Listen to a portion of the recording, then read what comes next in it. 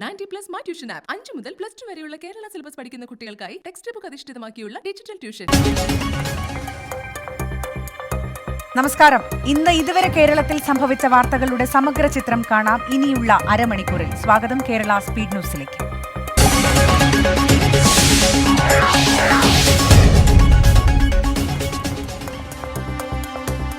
Life mission കേസിൽ CBI സമർപ്പിച്ച ഹർജികൾ ഹൈക്കോടതി തള്ളി. കേസിൽ അടിയന്തരമായി വാദം കേൾക്കണമെന്നും ഇടക്കാല സ്റ്റേ നീക്കണമെന്നുമുള്ള ഹർജിയാണ് തള്ളിയത്. കേസ് കേൾക്കാൻ ആരംഭിച്ച ഘട്ടത്തിൽ തന്നെ CBI അഭിഭാഷകൻ കോടതിയിൽ തങ്ങളുടെ അസൗകര്യം അറിയിച്ചു. ഹർജി പരിഗണിക്കുന്നു മാറ്റണമെന്നാവശ്യപ്പെട്ട CBI കേസിൽ എതിർ സത്യവാങ്മൂലം നൽകാൻ സമയം വേണമെന്നും വ്യക്തമാക്കി. കേസിന്റെ പ്രാധാന്യം കണക്കിലെടുത്ത് അഡീഷണൽ സോളിസിറ്റർ ജനറൽ ഹാജരാകുമെന്നും CBI ചൂണ്ടിക്കാട്ടി. നടപടിക്രമങ്ങൾ പൂർത്തിയായില്ലെങ്കിൽ പിന്നെ ഹർജി എന്തിനെന്നായി കോടതി. ഇത് ഡിപ്പാർട്ട്മെന്റ് കേസാണെന്നും അതിന്റേതായ സമയമെടുക്കുമെന്നും CBI അഭിഭാഷകൻ മറുപടി നൽകി. ഇതിനിടെ സർക്കാരിനെയും ലൈഫ് മിഷനെയും അപകീർത്തിപ്പെടുത്താനാണ് CBIയുടെ ശ്രമമെന്ന് സർക്കാരിന് വേണ്ടി ഹാജരായ അഭിഭാഷകൻ ആരോപിച്ചു. എതിർ സത്യവാങ്മൂലം ഫയൽ ചെയ്യാതെ അടിയന്തര ഹിയറിംഗ് ആവശ്യപ്പെട്ടത് മാധ്യമങ്ങളിൽ സംഭവം നിറഞ്ഞു നിൽക്കാനാണെന്നും സർക്കാർ വാദമുയർത്തി. കേസ് അടിയന്തരമായി കേൾക്കണമെന്നും രാഷ്ട്രീയ കളികളുടെ ഇരയാണ് താനെന്നും യൂണിടാക് ഉടമ സന്തോഷ് ഈപ്പൻ ആവശ്യപ്പെട്ടു. തന്റെ ബിസിനസ് തകർച്ചയിലാണെന്നും ഈപ്പൻ കോടതിയിൽ വ്യക്തമാക്കി. അതേസമയം CBI കൂടുതൽ സമയം ആവശ്യപ്പെട്ട പശ്ചാത്തലത്തിൽ കോടതി ഹർജി തള്ളി. മുഖ്യമന്ത്രിയോട് അടുപ്പമുണ്ടായിരുന്നില്ലെന്ന് സ്വപ്ന സുരേഷ്. മന്ത്രി KT ജലീൽ ശുപാർശയ്ക്കടക്കം 4 തവണ ഫോണിൽ വിളിച്ചതായി സ്വപ്ന EDക്ക് മൊഴി നൽകി. മന്ത്രിമാരായ കടകംപള്ളി സുരേന്ദ്രനും KT ജലീലും കോൺസുലേറ്റിലെ നിത്യസന്ദർശകരെന്ന സരിത്തിന്റെ മൊഴി. ഔദ്യോഗിക ആവശ്യങ്ങൾക്കായി മാത്രമാണ് മുഖ്യമന്ത്രിയുമായി സംസാരിച്ചിട്ടുള്ളത്. കേരള സന്ദർശനത്തിനായി ഷാർജ ഭരണാധികാരി വന്നപ്പോൾ അവരുടെ ആചാരപ്രകാരം സ്വീകരിക്കുന്നത് എങ്ങനെയാണെന്ന് തന്റെ ഭാര്യയ്ക്ക് പറഞ്ഞു കൊടുക്കണമെന്ന് മുഖ്യമന്ത്രി ആവശ്യപ്പെട്ടിരുന്നതായി സ്വപ്ന EDയോട് വ്യക്തമാക്കി. തന്റെ പിതാവ് മരിച്ചപ്പോൾ ശിവശങ്കറിന്റെ ഫോണിൽ നിന്ന് വിളിച്ച് മുഖ്യമന്ത്രി അനുശോചനം അറിയിച്ചു. മന്ത്രി KT ജലീൽ ശുപാർശയ്ക്കടക്കം 4 തവണ വിളിച്ചെന്നും സ്വപ്ന മൊഴി നൽകി. അലാവുദ്ദീൻ എന്നയാൾക്ക് ജോലിക്ക് വേണ്ടിയാണ് മന്ത്രി വിളിച്ചത്. റമദാൻ, കൊറോണ ഭക്ഷ്യക്കിറ്റുകളുടെ കാര്യത്തിനായാണ് 2 തവണ വിളിച്ചതെന്നും മൊഴി നൽകി. മന്ത്രിമാരായ KT ജലീലും കടകംപള്ളി സുരേന്ദ്രനും പലതവണ കോൺസുലേറ്റിൽ വന്നിട്ടുണ്ടെന്നാണ് സരിത്തിന്റെ മൊഴി. മകന്റെ UAEയിലെ ജോലിക്കാര്യത്തിനാണ് കടകംപള്ളി കോൺസുൽ ജനറലിനെ കണ്ടത്. ശിവശങ്കറിന്റെ ശുപാർശയിലാണ് സ്വപ്നയ്ക്ക് സ്പേസ് പാർക്കിൽ ജോലി കിട്ടിയതെന്ന് സരിത്ത് ED ഉദ്യോഗസ്ഥരെ അറിയിച്ചു. കള്ളക്കടത്തിനെപ്പറ്റി കോൺസുൽ ജനറലിനോട് ഒരിക്കലും പറഞ്ഞിട്ടില്ല. 2 തവണ സ്വർണം വന്നപ്പോൾ അറ്റാഷയ്ക്ക് $1500 വീതം കമ്മീഷൻ നൽകിയെന്നും സരിത്തിന്റെ മൊഴിയിൽ പരാമർശമുണ്ട്. കളമശ്ശേരി മെഡിക്കൽ കോളേജിൽ അനാസ്ഥ മൂലം കോവിഡ് ചികിത്സയിലായിരുന്ന രോഗി മരിച്ച സംഭവത്തിൽ ഗുരുതര വെളിപ്പെടുത്തലുമായി ജൂനിയർ ഡോക്ടർ.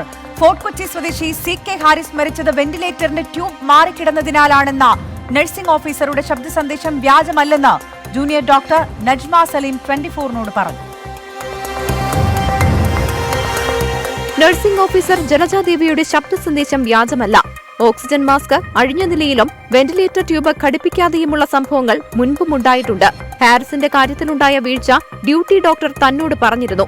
ഡ്യൂട്ടിയിലുണ്ടായിരുന്ന ഡോക്ടറും ഇതേപോലെ തന്നെ ഹാരിസ് എന്ന് പറഞ്ഞ പേഷ്യന്റ് ഇങ്ങനെ വെന്റിലേറ്റർ ട്യൂബിങ് ഡിസ്കണക്ട് ആയത് കാരണമാണ് മരണപ്പെട്ടതെന്ന് എന്നോട് പറഞ്ഞിട്ടുണ്ടായിരുന്നു. വസ്തുതകൾ പറഞ്ഞ നഴ്സിംഗ് ഓഫീസറെ വേട്ടയാടുന്നത് നീതികേടാണ്. ഇന്നലെ ആ സിസ്റ്റർക്കെതിരെ സസ്പെൻഷൻ വന്നതുകൊണ്ടാണ് ഇന്ന് ഞാൻ ഇവിടെ ഇരിക്കുന്നത്. സംഭവത്തിൽ കുറ്റക്കാർക്കെതിരെ കർശന നടപടി ആവശ്യപ്പെട്ട് യൂത്ത് കോൺഗ്രസ് കളമശ്ശേരി മെഡിക്കൽ കോളേജിലേക്ക് പ്രതിഷേധ മാർച്ച് നടത്തി. ട്യൂബിംഗ് ശരിയാകാത്തതിനാലാണ് രോഗി മരിച്ചത് എന്ന മെഡിക്കൽ കോളേജിലെ നഴ്സിംഗ് ഓഫീസറുടെ ശബ്ദ സന്ദേശം നേരത്തെ പുറത്തുവന്നിരുന്നു. വിവാദമായതിന് പിന്നാലെ നഴ്സിംഗ് ഓഫീസർ ജനജാദേവിയെ സസ്പെൻഡ് ചെയ്തു. കുറ്റക്കാർക്കെതിരെ നടപടി ആവശ്യപ്പെട്ട് ഹാരിസിന്റെ കുടുംബം പരാതി നൽകിയിട്ടുണ്ട്. നേരത്തെ സൂപ്രണ്ടിന് നൽകിയ പരാതിയിൽ നടപടി ഉണ്ടായില്ല എന്നും കുടുംബം ആരോപിച്ചു.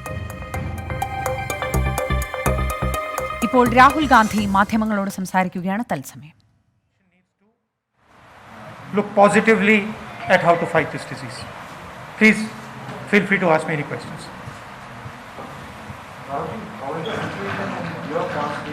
Can you speak louder? Dr. Harshavardhan also spoke about the Kerala area regarding the situation. So how is your constituency? How you are dealing with it? And what sort of precautionary measures that you have taken in Malappuram district as well as Vizag district? Well, I've had 2 meetings with the administration here. I think the central idea that Kerala is following, which is naturally the idea that Kerala always follows, is a decentralized response. A response more based on the people of Kerala. Healthcare workers, panchayats, doctors. So it is to me the spirit of the people of Kerala that are giving a good result here, decent result here. Of course, there are shortcomings, like there are in every situation. But overall, I feel that the spirit of Kerala, spirit of people of Kerala is going to overcome this disease here. In Wayanad, there are some unique requirements. There are weaker sections. There are tribal populations. So we have to be a bit more careful and provide a bit more support to those who are weaker. I suggested that in the meetings today. Overall, I think in Wayanad, the work being done is okay, is good. You said about the Harshvardhan ji. I think it's an unfortunate comment. This whole nation has to fight this disease together, and I don't think it's appropriate to blame someone or the other. I think the spirit should be, let us overcome this challenge, and it's a huge challenge. I had warned the government of India, in fact Harshvardhan ji himself, publicly in February, that India was facing a huge challenge, and it was not taken seriously. But I feel the time to sort of point fingers is not right now. I think right now we should all work together. Mr. Gandhi, I would like to ask a question outside this thing. Yesterday, it's a very important question, I believe. Yesterday, Can we do your question at the end? Because as we are in Kerala, I'd like to do all the Kerala stuff first, then we can come to you. Anybody else? There was a controversy regarding the MSTP fund and an online inauguration was cancelled in the last week. And it was, according to the state government, there were no consultant before. So they cancelled. Look, frankly, inauguration is not really the central idea. I mean, okay, if an inauguration is cancelled, it's fine. I don't really have a real problem with it. But I think I am a representative of the people of Wayanad, like many other representatives. I am not alone. I am a member of parliament. There are MLAs, there are pradhans, there are all sorts of public representatives, and we represent the voice of the people, right? And I think that voice of the people must not be curtailed. So you must not try to curtail the voice of the people simply because I come from a different political party or a different political ideology. Inauguration, it's fine. It doesn't cause me much of a problem. I think because, especially when we are fighting a pandemic, all views are important. I think it's very important that the opposition also has a space, is able to express its viewpoint, because after all, we all represent the viewpoint of the people of India.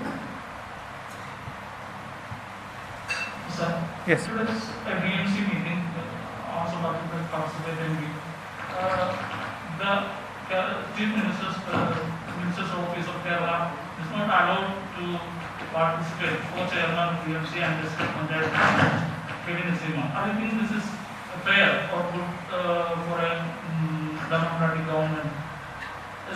This type of politics. See, again, question is not whether it is fair or not. Question is that all of us are public representatives, and we all have a role. When I sit in the meeting, I am bringing a perspective to that meeting, and that perspective is not my personal perspective. It's the perspective of the people that I represent. I fight for those people. Same with somebody who works at the panchayat level. Same with an MLA. It doesn't matter which party he's from, he's bringing a perspective. And I think it's unfortunate that you do not allow that perspective into the room.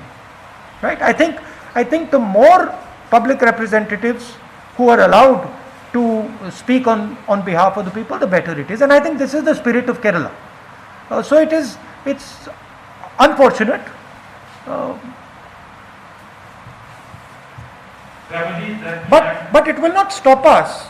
It will not stop us from raising the views of the people. Yesterday we were in a meeting, and if you speak to the people in the meeting, it was a productive meeting. They suggested many ideas that we thought were useful. We suggested many ideas that they thought were useful, and the end result is better for everybody. There's no harm in allowing public representatives to discuss people's issues. It's not going to harm anybody. And especially in a time like COVID, it's important that people feel that their view is also being represented inside the government. It will actually help the government to listen to panchayat leaders from all parties. Ravi, the question related to your inauguration campaign last week. Do you think that do you think that it's a pre-election political game of left regime government? I've already answered the question. I don't want to get into a tu main blame game type of situation. I'm here, as I said, to help put on the table the view of the people of Wayanad. If I feel that farmers of Wayanad are feeling something, I will put it in the meeting so that the administration is aware of it, and I will push that sentiment. So my job is to push the viewpoint of the public inside meetings or even in conversations like this. Of course, there is an election. I mean, it's fine. It's not the end of the world.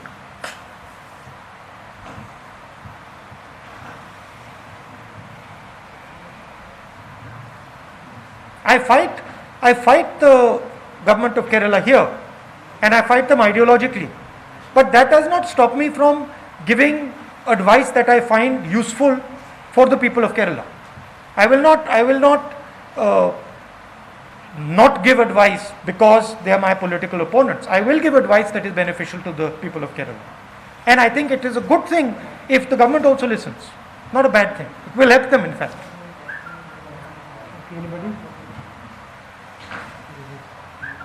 Anybody else? What are your care about small scale farmers in Kerala? Well, this evening I'm having a very interesting meeting, which is about the rice growers and how we can think about marketing Wayanad rice. So I think there's a lot of potential in different areas in Wayanad. There's potential in rice, there's potential in turmeric, other areas. We are having that conversation. I think there is a tragedy unfolding at the national level as far as agriculture is concerned. And it is going to be a devastating tragedy, and government in Punjab has just taken steps to try and avert it. These 3 new laws that the government has come up with are going to break the back of Indian agriculture. They're not just going to break the back of small farmers, they're going to break the back of every single farmer. And these 3 laws are designed in a sense to open the path for 1 or 2 big business players. They are designed to take the agricultural strength of India, the food security of India, and give it to 2 or 3 key players that are close to the Prime Minister. I'm not going to repeat their names, you know their names. So this is a devastating blow to the farmers. And what is the real tragedy? It is being done at the time of COVID. You could have waited 6 months, you could have waited 1 year, but it was done at the time of COVID because the government feels that the farmer will not be able to resist at the time of COVID. The farmer will not be able to stand up for his rights at the time of COVID. The government is wrong. The Indian farmer is the backbone of this country, and he will resist these laws. And we are going to help him resist these laws. I think these laws are dangerous. They are dangerous for the country. They will impact food security of this country, and they will devastate the lives of millions of farmers. I'll tell you a little bit about the idea. Currently, there is a food security system in India that is structured around procurement, MSP, and the mandi system. And these laws are designed to destroy this architecture. They're designed to destroy the mandi system, destroy procurement, destroy MSP, and as a result, they will destroy food security, which will be a terrible blow. It will take us back 50 years. Small scale coffee planters and tea Wayanad MP Rahul Gandhi മാധ്യമങ്ങളെ കാണുകയായിരുന്നു. കഴിഞ്ഞ ദിവസമുണ്ടായ വിവാദങ്ങളുമായി ബന്ധപ്പെട്ട് അദ്ദേഹം പ്രതികരണം നടത്തി. MLAയോ MPയോ ഏത് രാഷ്ട്രീയ പാർട്ടിയോ എന്നുള്ളതല്ല, ഇപ്പോൾ ഒരു പാൻഡമിക്കിനെ നേരിടുകയാണ്. ആ ഘട്ടത്തിൽ ജനങ്ങളുടെ ആവശ്യം, അതിനാണ് പ്രാധാന്യം കൊടുക്കേണ്ടത്. വിവാദങ്ങളിലേക്ക് കടക്കുന്നില്ലെന്നും രാഹുൽ ഗാന്ധി പറഞ്ഞു. ഒപ്പം സംസ്ഥാനം മികച്ച രീതിയിൽ തന്നെ കോവിഡിനെതിരായ പോരാട്ടം നടത്തുന്നുണ്ട്. കേന്ദ്ര ആരോഗ്യമന്ത്രിയുടെ പ്രസ്താവന നിർഭാഗ്യകരമെന്നും അദ്ദേഹം പറഞ്ഞു. കേരള സ്പീഡ് ന്യൂസിലേക്ക് വീണ്ടും. ബാർക്കോഴ കേസിലെ ബിജു രമേശിന്റെ പുതിയ വെളിപ്പെടുത്തൽ വിജിലൻസ് പരിശോധിക്കും. സ്വമേധയാ ദ്രുത പരിശോധന നടത്താനുള്ള സാധ്യതയാണ് പരിഗണിക്കുന്നത്. ജോസ് കെ മാണി, രമേശ് ചെന്നിത്തല, VS ശിവകുമാർ എന്നിവർക്കെതിരെയായിരുന്നു ആരോപണം. കേരള കോൺഗ്രസ് നിയോഗിച്ച സ്വകാര്യ ഏജൻസിയുടേതെന്ന് പറഞ്ഞ റിപ്പോർട്ട് പുറത്തുവന്നതിന് പിന്നാലെയാണ് ബാർക്കോഴ വിവാദം വീണ്ടും സജീവമായത്. ബിജു രമേശ് മാധ്യമങ്ങളിലൂടെ നടത്തിയ പുതിയ വെളിപ്പെടുത്തലിലാണ് വിജിലൻസ് അന്വേഷണ സാധ്യത പരിശോധിക്കുന്നത്. UDF സർക്കാരിന്റെ കാലത്ത് ബാർ ലൈസൻസ് ഫീസ് കുറയ്ക്കുന്നതിന് KPCC ഓഫീസിലും രമേശ് ചെന്നിത്തലയ്ക്കും VS ശിവകുമാറിനുമടക്കം 20 കോടി രൂപ നൽകിയെന്നാണ് ബിജു രമേശിന്റെ ആരോപണം. ബാർ ഉടമകളിൽ നിന്ന് പണം പിരിച്ചു നൽകുകയായിരുന്നു. KM മാണിക്കെതിരായ ആരോപണം പിൻവലിക്കുന്നതിന് ജോസ് കെ മാണി 10 കോടി രൂപ വാഗ്ദാനം ചെയ്തെന്നും ബിജു രമേശ് ആരോപിച്ചിരുന്നു. കോഴ നൽകിയതിന്റെയും വാഗ്ദാനം ചെയ്തതിന്റെയും വെളിപ്പെടുത്തലുള്ള പശ്ചാത്തലത്തിലാണ് സ്വമേധയാ ദ്രുത പരിശോധനയ്ക്ക് വിജിലൻസ് ഒരുങ്ങുന്നത്. പരാതിയില്ലാത്തതിനാലും സർക്കാർ നിർദ്ദേശം ഇല്ലാത്തതിനാലുമാണ് ദ്രുത പരിശോധന പരിഗണിക്കുന്നത്. വെളിപ്പെടുത്തൽ പരിശോധിക്കാനും നിയമോപദേശം സ്വീകരിച്ച ശേഷം അന്വേഷണം നടത്തുന്ന കാര്യത്തിൽ അന്തിമ തീരുമാനമെടുക്കാനുമാണ് വിജിലൻസ് നീക്കം. പാലാ സീറ്റിന്റെ കാര്യത്തിൽ ആശങ്കയില്ലെന്ന് ജോസ് കെ മാണി. കേരള കോൺഗ്രസിന്റെ വില CPIM-ന് അറിയാം. തങ്ങളെ ഇടതുമുന്നണി ഓണർ ചെയ്യുമെന്നും 24-ന് നൽകിയ പ്രത്യേക അഭിമുഖത്തിൽ ജോസ് കെ മാണി പറഞ്ഞു. പാലായിൽ KM മാണി ആരായിരുന്നുവെന്ന് എല്ലാവർക്കും അറിയാം. പാലാ എന്ന് പറയുന്ന വികാരം മാണി സാർ കൊണ്ടുവന്നതാണ് അല്ലേ? അത് ഒരു ദിവസം കൊണ്ട് 2 ദിവസം കൊണ്ടാണോ, ഒരു മാസം കൊണ്ടാണോ? ഇത് വർഷം കൊണ്ടല്ല, പതിറ്റാണ്ടുകൾ കൊണ്ടുള്ള കഠിനാധ്വാനം കൊണ്ട് പാലാ എന്നുള്ള ജനവികൃതി വികാരമായി മാറി. പാലാ സീറ്റിന്റെ പേരിൽ NCP മുന്നണി വിടില്ല. ഇക്കാര്യത്തിൽ മാണി സി കാപ്പൻ തന്നെ നിലപാട് മയപ്പെടുത്തിയിട്ടുണ്ടെന്ന് ജോസ് കെ മാണി. അദ്ദേഹം തിരുത്തി പറഞ്ഞില്ലേ?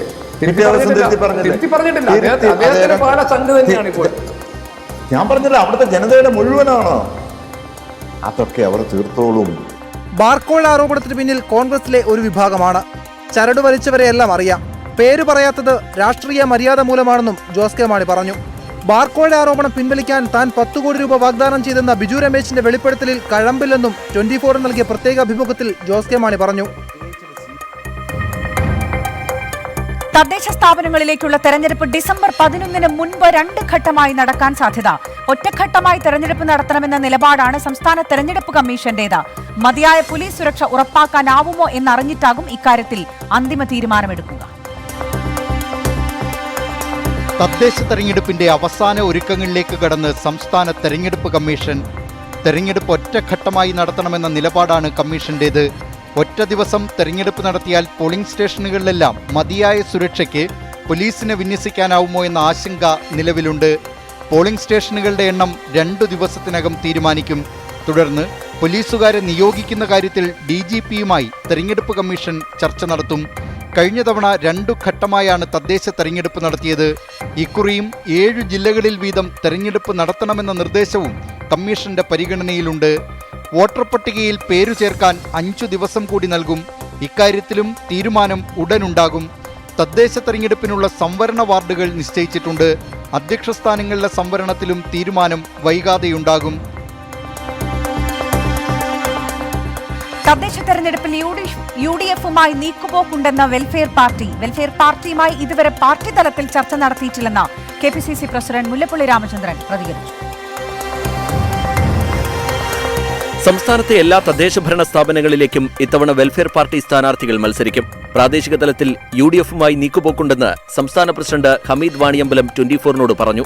തദ്ദേശ സ്വയംഭരണ സ്ഥാപനങ്ങളിലേക്കുള്ള തെരഞ്ഞെടുപ്പിലെ നീക്കുപോക്ക് മാത്രമാണിത്. അതിനപ്പുറത്ത് ഏതെങ്കിലും സഖ്യമോ അല്ലെങ്കിൽ ഏതെങ്കിലും മുന്നണിയിലേക്കുള്ള പ്രവേശനമോ അങ്ങനെയുള്ള ഒരു അജണ്ടയും ഇതിന്റെ പിന്നിലില്ല. UDF-മായി ധാരണയുള്ള തദ്ദേശ ഭരണ സ്ഥാപനങ്ങളിൽ മുന്നണിയായും അല്ലാത്ത സ്ഥലങ്ങളിൽ ഒറ്റയ്ക്കും മത്സരിക്കും. UDF-മായി ഉണ്ടാക്കിയ ഈ നീക്കുപോക്ക് തദ്ദേശ ഭരണ തെരഞ്ഞെടുപ്പിലേക്ക് മാത്രമുള്ളതാണ്. ഇതിനെ മുന്നണി പ്രവേശനമായോ സഖ്യമായോ വ്യാഖ്യാനിക്കേണ്ടതില്ല. നിയമസഭാ തെരഞ്ഞെടുപ്പിൽ അപ്പോഴത്തെ രാഷ്ട്രീയ സാഹചര്യം പരിഗണിച്ച് പാർട്ടി നിലപാടെടുക്കുമെന്നും ഹമീദ് വാണിയമ്പലം വ്യക്തമാക്കി. വെൽഫെയർ പാർട്ടിയുമായി ഇതുവരെ പാർട്ടി തലത്തിൽ ചർച്ച നടത്തിയിട്ടില്ലെന്ന് KPCC പ്രസിഡന്റ് മുല്ലപ്പള്ളി രാമചന്ദ്രൻ പ്രതികരിച്ചു. എന്റെ അറിവിൽപ്പെട്ടിടത്തോളം മാത്രം ഒരു ധാരണ ഉണ്ടായിട്ടില്ല. പിന്നെ ഇതേക്കുറിച്ചൊക്കെ തന്നെ സംസാരിക്കേണ്ടത് അവനെ ഒറ്റപ്പെട്ട തരത്തിൽ പറയുന്നതിന്റെ അർത്ഥമുള്ളത്. കേരള സ്പീഡ് ന്യൂസിലേക്ക് വീണ്ടും. പാലക്കാട് വാളയാർ മദ്യദുരന്തത്തിന് കാരണം വിഷമദ്യം തന്നെയെന്ന് പ്രാഥമിക നിഗമനം. രാസപരിശോധനാ ഫലത്തിന് ശേഷമേ ഇക്കാര്യം സ്ഥിരീകരിക്കാനാവൂ. മരിച്ചവരിൽ 3 പേരുടെ മൃതദേഹം പോസ്റ്റ്മോർട്ടം നടപടിക്ക് ശേഷം സംസ്കരിച്ചു. രാവിലെ 10 മണിയോടെയാണ് ചെല്ലംകാട് ആദിവാസി കോളനിയിൽ വ്യാജമദ്യം കഴിച്ചു മരിച്ചവരുടെ പോസ്റ്റ്മോർട്ടം നടപടികൾ പാലക്കാട് ജില്ലാ ആശുപത്രിയിൽ ആരംഭിച്ചത്. മരിച്ചവരിൽ സംസ്കാരം നടത്തിയ 2 പേരുടെ മൃതദേഹം ഇന്നലെ വൈകിട്ടോടെ പുറത്തെടുത്തിരുന്നു. ആദിവാസികൾ കഴിച്ചത് വിഷമദ്യം തന്നെയാണെന്നാണ് പ്രാഥമിക നിഗമനം. രാസപരിശോധനാ ഫലത്തിന് ശേഷമേ ഇക്കാര്യം സ്ഥിരീകരിക്കുകയുള്ളൂ. മരിച്ചവരിൽ ശിവന്റെ പോസ്റ്റ്മോർട്ടം ഇന്നലെ തന്നെ പൂർത്തിയായിരുന്നു. അയ്യപ്പന്റെയും രാമന്റെയും മൃതദേഹങ്ങൾ കൂടി ഇന്ന് പോസ്റ്റ്മോർട്ടത്തിന് ശേഷം സംസ്കരിച്ചു. വെള്ളം കലർത്തുമ്പോൾ പാലുപോലെ പതഞ്ഞുപോകുന്ന ദ്രാവകമാണ് അകത്താക്കിയത് എന്നാണ് കുടിച്ചവർ പറയുന്നത്. സോപ്പിന്റെ ഗന്ധമുള്ള ഒരു ദ്രാവകം കഴിക്കുമ്പോൾ അതിനെ നമ്മൾ ന്യായമായും ഒരു സാനിറ്റൈസർ ആണോ എന്ന് സംശയിക്കുന്ന ഒരു സാഹചര്യമുണ്ട്. തമിഴ്നാട്ടിൽ നിന്ന് അനധികൃതമായി എത്തിച്ച സ്പിരിറ്റാണോ ആദിവാസികൾ കഴിച്ചത് എന്നത് സംബന്ധിച്ചും അന്വേഷണം നടക്കുന്നുണ്ട്. തൃശൂർ അന്തിക്കാട് നിധിന്റെ കൊലപാതകത്തിൽ 2 പേർ കൂടി അറസ്റ്റിൽ. അന്തിക്കാട് സ്വദേശികളായ സ്മിത്ത്, വിജിൽ എന്നിവരാണ് ഗോവ അരമ്പോൾ ബീച്ചിൽ നിന്ന് പിടിയിലായത്. ഒക്ടോബർ 10 അന്തിക്കാട് മുട്ടിച്ചൂർ സ്വദേശി നിധിനെ പട്ടാപ്പകൽ നടുറോഡിൽ കാറിടിപ്പിച്ച് വെട്ടിക്കൊലപ്പെടുത്തിയത്. നിധിനെ കൊലപ്പെടുത്താനായി ഗൂഢാലോചന നടത്തിയത് സ്മിത്തിന്റെ നേതൃത്വത്തിലായിരുന്നു. പ്രതികൾക്ക് ആവശ്യമായ വാഹനവും മറ്റ് സൗകര്യങ്ങളും ചെയ്തു നൽകിയത് സ്മിത്താണെന്നും പോലീസ് പറയുന്നു. സംഭവം നടക്കുന്നതിന് മുമ്പേ സൗകര്യങ്ങൾ ഒരുക്കി ഇരുവരും ഗോവയിലേക്ക് കടന്നു. പിടിയിലായവരെ വിശദമായി ചോദ്യം ചെയ്തതിൽ നിന്നാണ് ഗൂഢാലോചനയുമായി ബന്ധപ്പെട്ട വിവരങ്ങൾ പോലീസിന് ലഭിച്ചത്. തുടർന്ന് പ്രത്യേക അന്വേഷണ സംഘം ഗോവയിലേക്ക് തിരിച്ചു. ഗോവ പോലീസിന്റെ സഹായത്തോടെയാണ് ഇവരെ പിടികൂടിയത്. പിടിയിലായ സ്മിത്തിനെയും വിജിലിനെയും ഇന്ന് തൃശൂരിലെത്തിച്ച് വിശദമായി ചോദ്യം ചെയ്യും. ഇതോടെ നിധിന്റെ കൊലപാതകത്തിൽ അറസ്റ്റിലായവരുടെ എണ്ണം 11 ആയി. നടൻ പൃഥ്വിരാജിന് കോവിഡ്. സിനിമാ ചിത്രീകരണം പൂർത്തിയാക്കി വീട്ടിലേക്ക് മടങ്ങും മുൻപ് നടത്തിയ പരിശോധനയിലാണ് രോഗം സ്ഥിരീകരിച്ചത്. ഇതോടെ ഒറ്റയ്ക്ക് ഫ്ളാറ്റിലേക്ക് മാറി. ഈ മാസം 7-ാം തീയതി മുതൽ ഡിജോ ജോസ് ആന്റണി സംവിധാനം ചെയ്യുന്ന ജനഗണമന എന്ന സിനിമയുടെ ചിത്രീകരണത്തിലായിരുന്നു പൃഥ്വിരാജ്. പാതാളത്തെ സ്റ്റുഡിയോയിൽ കോവിഡ് മാനദണ്ഡങ്ങൾ പാലിച്ചായിരുന്നു ചിത്രീകരണം. ഷൂട്ടിംഗിന്റെ ആദ്യ ദിവസം നടത്തിയ പരിശോധനയിൽ എല്ലാവരും നെഗറ്റീവായിരുന്നു. ഷെഡ്യൂൾ പൂർത്തിയാക്കി വീട്ടിലേക്ക് മടങ്ങും മുമ്പ് നടത്തിയ പരിശോധനയിലാണ് പൃഥ്വിരാജിന് കോവിഡ് സ്ഥിരീകരിച്ചത്. രോഗലക്ഷണങ്ങളില്ലെന്നും ഐസൊലേഷനിലാണെന്നും താരം ഫേസ്ബുക്കിലൂടെ അറിയിച്ചു.